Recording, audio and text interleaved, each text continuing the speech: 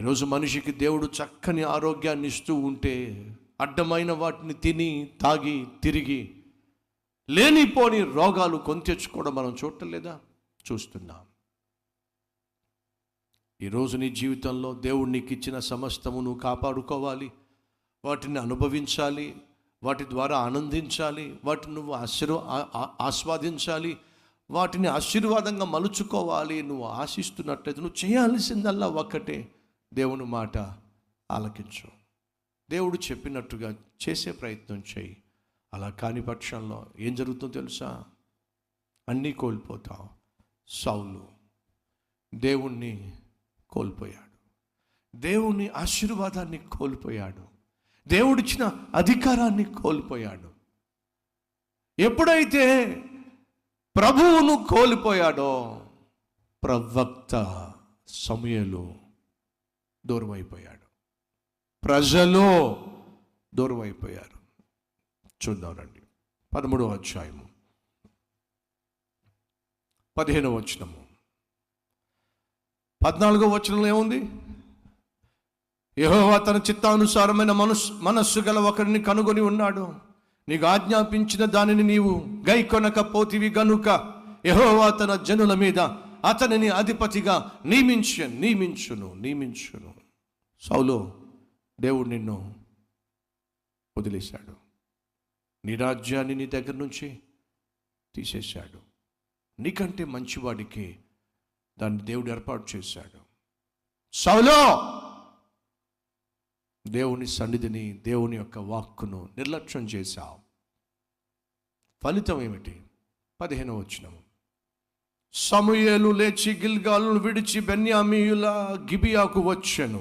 సౌలు తన యొద్ద ఉన్న జనులను లెక్క పెట్టగా వారు దాదాపు 600 మంది ఉండిరి. టోటల్ ఎంతమంది? కొంచెం గట్టిగా చెప్తారా? అంతకుముందు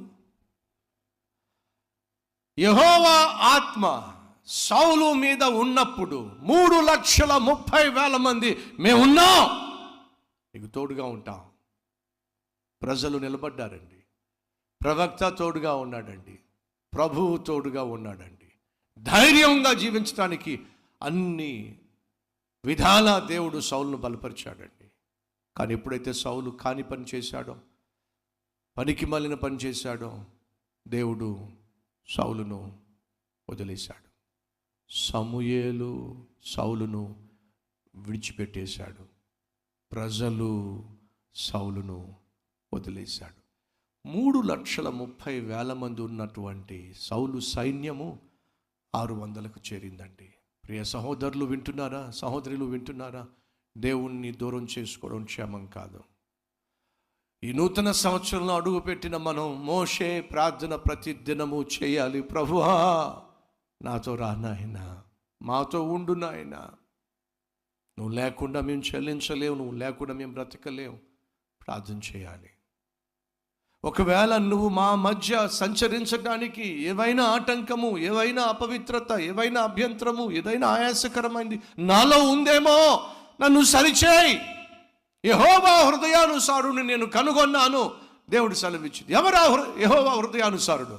దావీదు హృదయం ఏమిటి? 139వ కీర్తన చివరి మాట, యెహోవా నా దేవా, నా యందు నీకు ఆయాసకరమైనది ఏదైనా ఉన్నదేమో పరిశీలించు, పరిశోధించు, నన్ను సరిచేయి నాయనా. ఎప్పటికప్పుడు తన హృదయాన్ని సరిచేసుకునేవాడు దావీదు. ఎప్పటికప్పుడు దేవునితో సత్సంబంధాన్ని ఏర్పరచుకుంటూ కాపాడుకుంటూ ఉండేవాడు దావీదునకు యెహోవా తోడై ఉన్నాడు. సౌలును దేవుడు వదిలేశాడు. ఎందుకంటే సౌలు లోపాలతో జీవిస్తాడు, పాపాలతో జీవిస్తాడు, వాటిని ఒప్పుకుంటాడు కానీ వాటిని విడిచిపెట్టడు. మన మధ్య ఎవరైనా ఉన్నారా? లోపాలతో జీవించేవాళ్ళు, పాపాలతో జీవించేవాళ్ళు పైన ఒప్పుకుంటారు కానీ వాటిని విడిచిపెట్టకుండా వాటిని కొనసాగించేవాళ్ళు, సౌలు వంటి వాళ్ళు ఎవరైనా మన మధ్య ఉన్నారా? అయితే వినండి, ప్రమాదం పొంచి ఉంది. ఏమిటా ప్రమాదం? దేవుడు నీకు తోడుగా ఉండకపోతే నువ్వు కలిగి ఉన్న సమస్తాన్ని పోగొట్టుకుంటావు. ఆ రోజు సౌలు జీవితంలో జరిగింది ఏంటి తెలుసా? కలిగి ఉన్న సమస్తాన్ని పోగొట్టుకున్నాడు. అంతేనా అండి? కలిగి ఉన్న సమస్తాన్ని పోగొట్టుకున్నాడు. నెంబర్ 2, కిరీటాన్ని పోగొట్టుకున్నాడు. నెంబర్ 3, కీర్తిని పోగొట్టుకున్నాడు. నెంబర్ 4, కుమారులను పోగొట్టుకున్నాడు. రాసుకుంటున్నారా? దేవుడు సౌలుకు తోడుగా లేనప్పుడు, తోడుగా రానప్పుడు, సౌలు దేవుని తోడును పోగొట్టుకున్నప్పుడు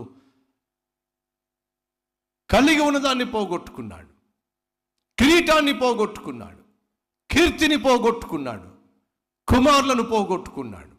దేవుడు తోడుగా ఉన్నప్పుడు సౌలుకు, ప్రభువు తోడుగా ఉన్నప్పుడు ప్రవక్త తోడుగా ఉన్నాడు, ప్రజలు తోడుగా ఉన్నారు. ఎప్పుడైతే దేవుడు సౌలును విడిచిపెట్టేశాడో చూద్దాం రండి ముందు.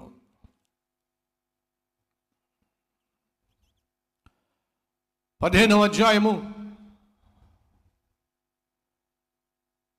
26వ వచనము. అందుకు సమూయేలు, నీతో కూడా నేను రాను. ప్రవక్త అంటున్నాడు, నీతో నేను రాను. నీవు యెహోవా ఆజ్ఞను విసర్జించితివి కనుక ఇశ్రాయేలీయుల మీద రాజుగా ఉండకుండా యెహోవా నిన్ను విసర్జించెను అంటే ఏమండి? వదిలేసాను. యెహోవా నిన్ను వదిలేశాడు సౌలు, నేను కూడా వదిలేస్తున్నాను. 34-35 వచనము. అప్పుడు సమూయేలు రామాకు వెళ్ళిపోయెను. సౌలు గిబియాలోని తన ఇంటికి వెళ్ళిపోయెను. సౌలు బ్రతికిన దినములన్నిటను సమూయేలు అతన్ని దర్శింప వెళ్ళలేదు గాని సౌలును గూర్చి దుఃఖాక్రాంతుడాయెను. ఎంత పనికి మాలినవాడు, ఎంత పనికి మాలినవాడు. దేవుడు కనికరించి గాడిదలను ఎత్తుక్కుంటున్న వ్యక్తిని అభిషేకించి రాజును చేస్తే దేవుడి మీదే తిరగబడ్డాడే పనికి మాలినవాడు. సౌలు యొక్క సింహాసనాన్ని సదాకాలము ఉంచాలని దేవుడు ఆశిస్తే అంత గొప్ప ఆలోచనలు కలిగినటువంటి దేవుని మీదే తిరగబడ్డాడే సౌలు గురించి ఆలోచించిన ప్రతిసారి సమూయేలు ఏడ్చాడండి. దేవుడు నిన్ను వదిలేశాడో. దేవుడు నిన్ను వదిలేసినప్పుడు సౌలా, నీతో నేను ఉండడం సాధ్యం కాదు. సమూయేలు కూడా వదిలేశాడు, ప్రభువు వదిలేశాడు, ప్రవక్త వదిలేశాడు. పోరాడేటటువంటి దావీదు కూడా సౌలును వదిలేశాడు, ప్రజలు సౌలును వదిలేశారు.